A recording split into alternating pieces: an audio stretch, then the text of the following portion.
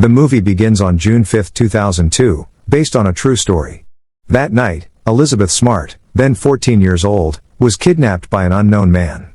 The man broke into Elizabeth's home and went to her room, where she slept with her sister, Mary Catherine. The kidnapper threatened Elizabeth with a sharp weapon to keep her from screaming, then slowly led her outside. Mary had woken up earlier but pretended to be asleep, fearing her sister's safety if she screamed. Reaching the roadside, Elizabeth saw a police car and tried to scream for help. However, her efforts were stopped by the man, who threatened to hurt her sister if Elizabeth did anything to disrupt his plans. Then, they continued walking into the forest. After a long journey, they finally arrived at a campsite in the forest. Elizabeth was greeted by a woman named Wanda, the man's wife. Wanda took her into the tent and ordered her to remove all her clothes. Elizabeth was also ordered to wear a white robe similar to Wanda's. Elizabeth initially refused, but she was forced to comply. After that, Wanda exited the tent, and her husband went inside. The man then forced Elizabeth to serve his depraved lust. He said that Elizabeth had been sealed in this world and the next only for him, and that they were destined to marry that night. Elizabeth tried to resist and pleaded, saying she was too young to marry. However, the man did not care and continued to force her. Finally, Elizabeth could only surrender, unable to fight the circumstances that befell her. The next day, Elizabeth woke up to find herself tied with a wire and locked with a padlock. She tried to open the lock with her remaining hope, using a safety pin still attached to her clothes. However, all her efforts were in vain. The padlock remained unopened, and she was unable to free herself. Outside the tent, the kidnapper was seen praying with his wife. Knowing that Elizabeth was awake, the man claimed that he was the messenger of God who had saved Elizabeth from this world. Here, Elizabeth realized that the man was someone her mother had once given money to. Not only that, the man had also been given a job by her father. The man was Brian David Mitchell, who had changed his name to Emmanuel, a homeless man who lived in the forest with his wife. Elizabeth asked, "Why would you do this to me when my parents have helped you before?" Emmanuel replied that he had received direct orders from God to do all this. From this, it could be concluded that Emmanuel was a follower of a heretical sect. On the following day, Elizabeth, who was still bound and without a single piece of clothing, continued to be misled by Emmanuel, who always claimed that whatever he said was a direct order from God. Elizabeth felt confused and almost hopeless, wondering if she would ever see her family again. In her despair, she could only cry and lament her fate. Entering the third day, Elizabeth always remembered her family, who greatly loved her. She thought that if she just gave up, she would never be able to see her family again. I actually helped my captors. Finally, Elizabeth tried to pretend to be good and obedient in front of them. Wanda then told her that she had received orders from God to serve Emmanuel, and she also said that what Emmanuel did to her was not a crime but a command from God. When the food was ready, Elizabeth, who was hungry, immediately took it. However, she was scolded by Emmanuel, who said that Elizabeth should not eat anything before he blessed the food. While Emmanuel was praying, he heard the voice of someone who was looking for Elizabeth, which, of course, made Elizabeth very happy.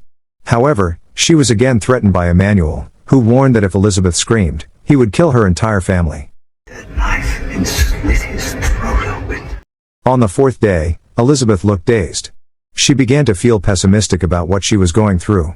Suddenly, she heard the sound of a police helicopter searching for her. Elizabeth screamed and waved her arms upwards, enthusiastically hoping to attract attention. However, a panicked Emmanuel immediately smothered her mouth and took her inside the tent, blocking any attempt by Elizabeth to get help. Time passed, and Elizabeth began to comply with Emmanuel. Emmanuel finally opened the padlock that held her captive. He invited Wanda and Elizabeth to go to town, but before that, they had to fetch water from the river first because their drinks had run out. After a long journey, they finally reached the river. However, because Wanda was exhausted and hadn't eaten all day, Emmanuel decided not to continue the trip to town with the two of them. Emmanuel then went into town to look for food supplies while Wanda and Elizabeth were left in the tent. Emmanuel returned with food supplies and leaflets about Elizabeth's disappearance sometime later.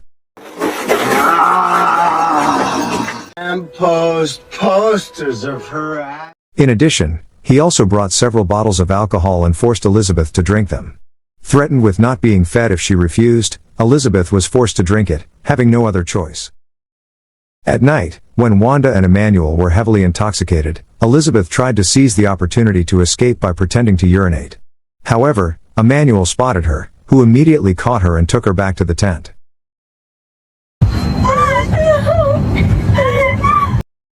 The days continued to pass miserably.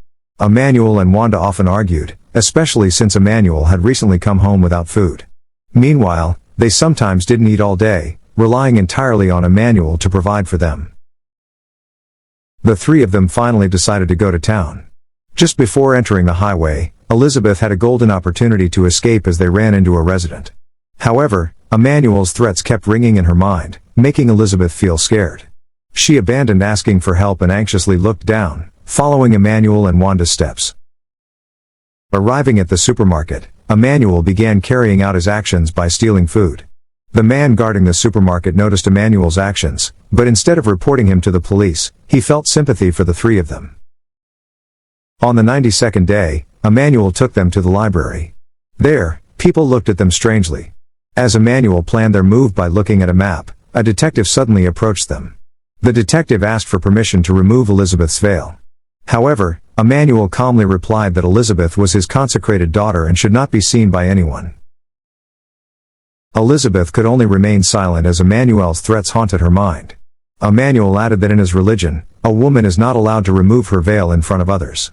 After a long argument, the detective finally respected his reasoning and left without taking any further action. Entering day 97, the three of them were seen boarding a bus to move to California.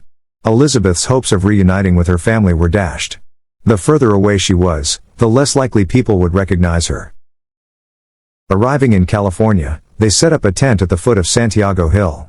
However, the situation there was not much different from the previous place.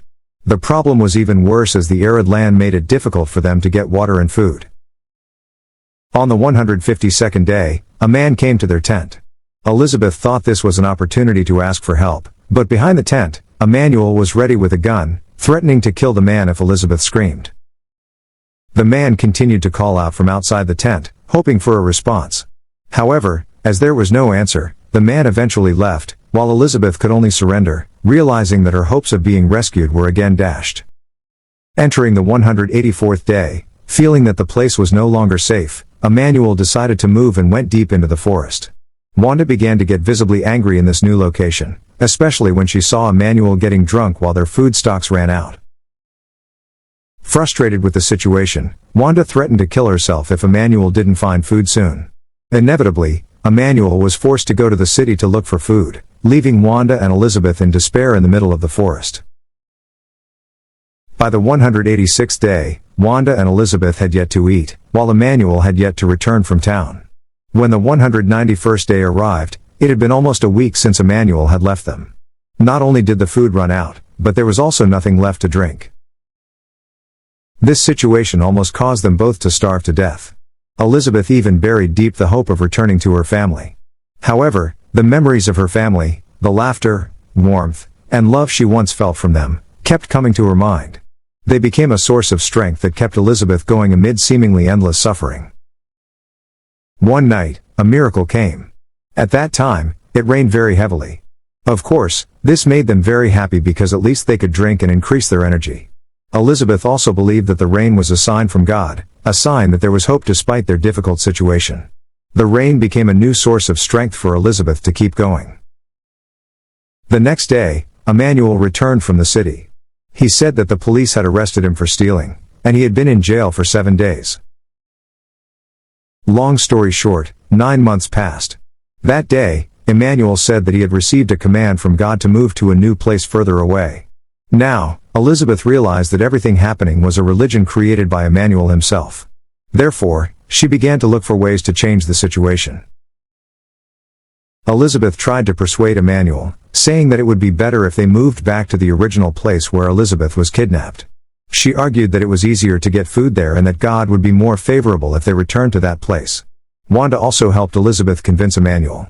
Finally, Emmanuel agreed that they should change their clothes and disguise themselves. They started traveling, hitchhiking from one car to another, trying to reach their destination secretly. On the 280th day, they finally arrived at their destination. Before entering the forest, they stopped by a shopping center to look for food and clothes. There, Elizabeth saw a poster proclaiming about the missing children. However, she couldn't find any posters with her picture on them. Seeing her confusion, Emmanuel sarcastically said, "They have forgotten you, and from now on, you are mine forever." After that, Emmanuel pulled her out of the shopping center. Suddenly, a police car approached them. At first, Elizabeth was hesitant to answer, but as the policeman reassured her, she finally dared to say that she was Elizabeth. Meanwhile, Emmanuel and Wanda were secured by the police. As if it were a dream, Elizabeth still couldn't believe that she was free from her kidnappers. Not long after, her father and mother met her at the police station. Finally, Elizabeth was able to reunite with her family. Although Elizabeth's trauma sometimes haunted her, she was able to fight back, thanks to the support of her family and loved ones. On March 2, 2003, Brian David Mitchell, aka Emmanuel, was sentenced to 2 life terms without parole, and Wanda was sentenced to 15 years in prison. Today, Elizabeth continues her life as an activist and contributor to a major American television show. In 2011, Elizabeth established the Elizabeth Smart Foundation. In 2012, Elizabeth married Matthew, a native of Scotland, and they now have 3 children. And so the movie ends.